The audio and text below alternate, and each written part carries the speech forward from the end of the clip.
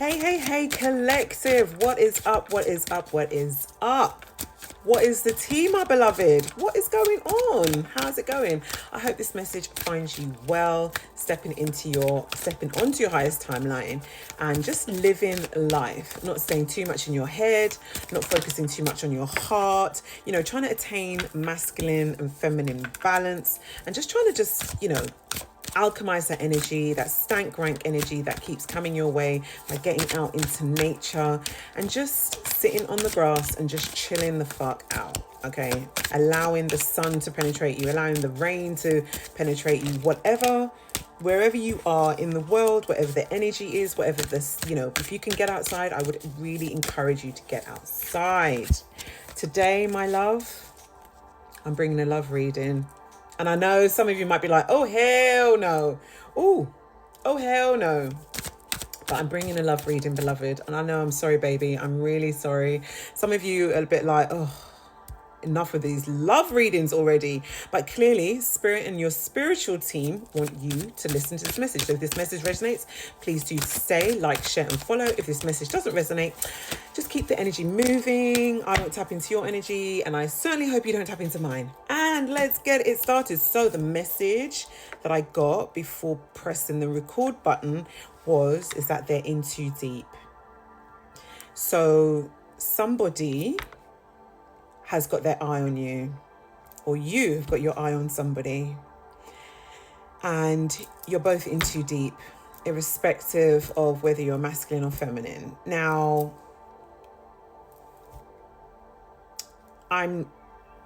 some of you are actually communicating with this. Let's just say your twin flame, your divine counterpart, because as I looked over to the left, I saw my twin flame and soulmate karmic reading oracle cards. Okay, so that was the first two words that I came across. So your twin flame, you may be talking to them, you may not be talking to them. Whatever the state of play is, they are connecting with you energetically, which is why you are coming across certain love readings, which is why your heart and your mind, which is why your mind keeps circling back to love.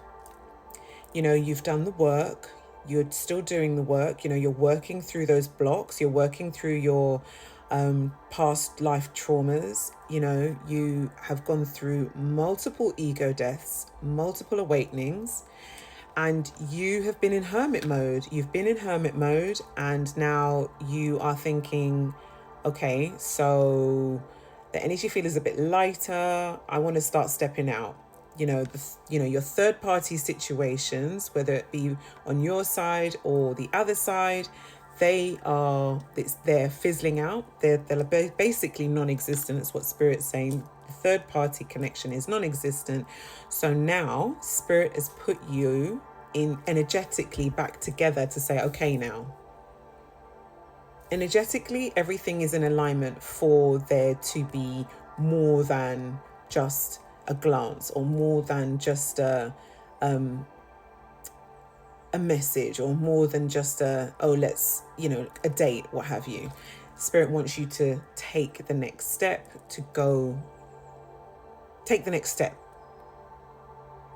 and Spirit is saying journey, to embark on the next journey, whatever that is and however that resonates for you. So the first card that popped out was I ran. I wasn't ready for you, which is pretty common and pretty typical for twin flame connections. Okay, so, but the thing is, in that person running, basically all that happened is that it just initiated towers in the both of you. Okay, and those towers led to awakenings. Those towers led to a stripping of child issues, like abandonment issues, like issues of longing, or issues of not feeling like you're loved enough. All of these ties, cords and bonds and things that you developed, that you picked up from we picked up from our parents. Essentially, those were being stripped away. So because these are being stripped away, you're allowing yourself to be able to be more open. And clearly, when you guys first came into contact with each other, or, you know, you glanced each other, and one of you would have approached the other person. The other person was definitely not in the right space because they ran like a little rabbit, bless them, into their little burrows. Buried their little heads in the sand like an ostrich, went deep into hermit mode. But that's okay because you both needed some healing to do.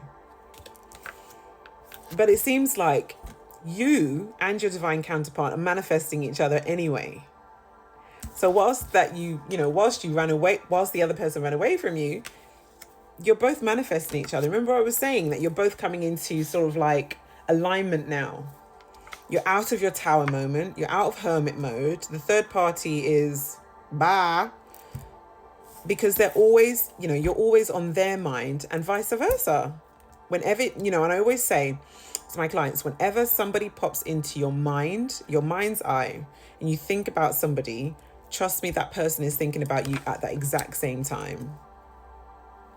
And, the intimacy that they require is just that, it's unmatched. When you meet somebody who actually triggers you in the right way. Now, sometimes when we get triggered, we run in the opposite direction. We really don't want to be dealing with any healing in terms of any triggers that are coming up. But then there are other times when somebody triggers you and it's actually for your elevation, but you don't realize it at the time.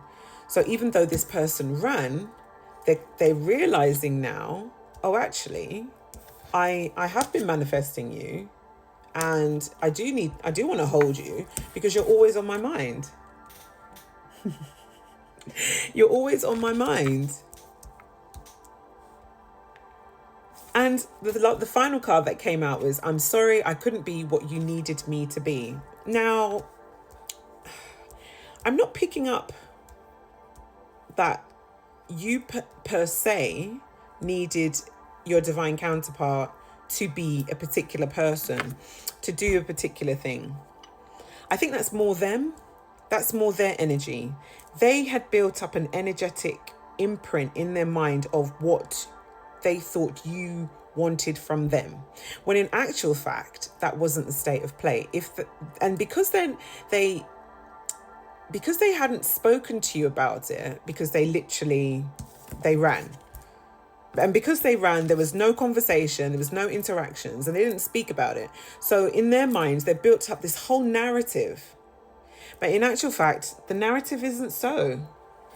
If they had had a conversation with you, then they would have realized that actually,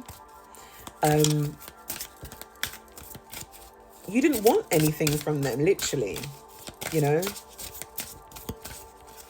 It's really difficult sometimes when you go into relationships. You just think to yourself, some people have like long lists of, I want this, and this. But there are some relationships where they're just like, you know what? No, I just want to vibe. Like literally, I just want to cool out. I just want to chill.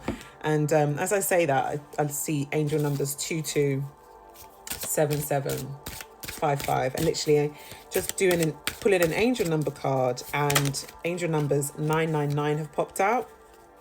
And angel numbers 0440. So angel numbers 999 is talking about lessons learned, culmination, results, benefits, rejection, and completion. Exactly. It's almost like the Wheel of Fortune. Basically, one circle closes out and another one begins simultaneously. And this is essentially what the connection is. It's closing out of all those energies that don't serve your highest good, like ego, like abandonment, like rejection, like conditional love.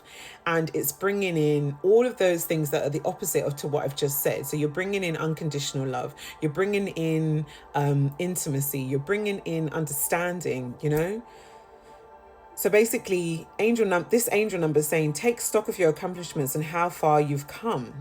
This is a reminder to maintain optimism, drive towards your goals, maintain your momentum, and know that the powers of heaven have your back. You've made it, and the reward goes to you. Exactly.